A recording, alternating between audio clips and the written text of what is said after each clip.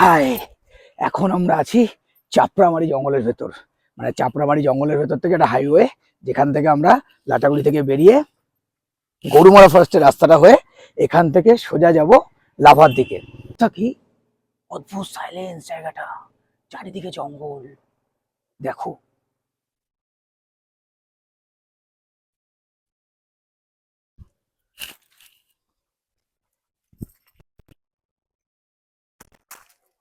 জঙ্গলের ভেতরের দিকে যাচ্ছি, কিরকম অভিজ্ঞতা হয় সেটা দেখার জন্য।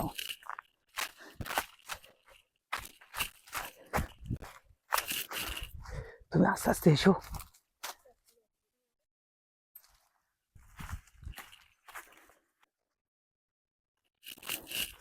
জঙ্গলের ভেতরে অদ্ভুত লাগছে, অ্যাডভেঞ্চারাস। তো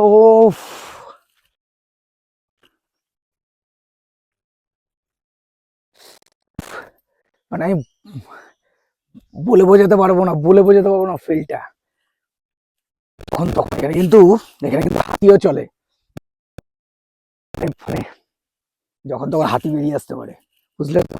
আর বাকি ছোটখাটো মানে লেপার্ড তো আছে, হাতি আছে, লেপার্ড আছে, গন্ডার আছে।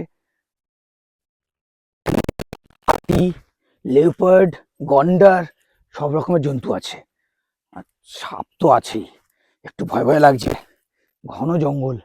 আমরা জঙ্গল সাফারিটা গাড়িতে করে করিনি ঠিকই, কিন্তু পায়ে হেঁটে এই সাফারিটা ঠিক করে নিচ্ছি, যাতে তোমাদের সাথে এক্সপিরিয়েন্সটা ভালো শেয়ার করা যায়।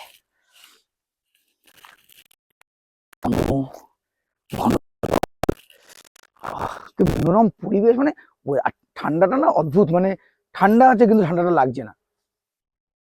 শুধু গাড়িগুলো যাচ্ছে, গাড়ির সাউন্ড আর এই জঙ্গলের আওয়াজ। উফ।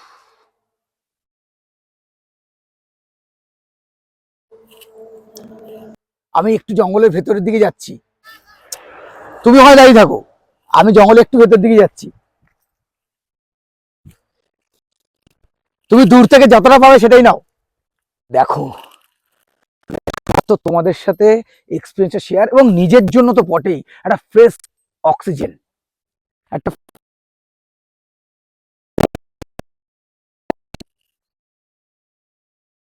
ছত্রাক, যেটা আমরা বহুবার কলকাতায় বসে এটা দেখতে পাচ্ছি, এখানে ছত্রাক রয়েছে। যা মজা হচ্ছে না কি বলবো, খুব ভালো লাগছে।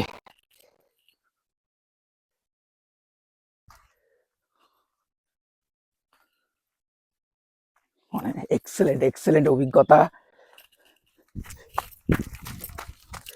এরকম রাস্তা গাড়ি নিয়ে ড্রাইভ করে জঙ্গলের মধ্যে থেকে, তারপরে গাড়ি থেকে নেবে জঙ্গলের ভেতর ঘুরে, আমার অভিজ্ঞতা মানে লাইভলি মানে পেলাম অ্যাকচুয়ালি। আর সেটা তোমাদের সাথে শেয়ার করলাম, কিন্তু তোমাদেরকে এখানে আসতে হবে।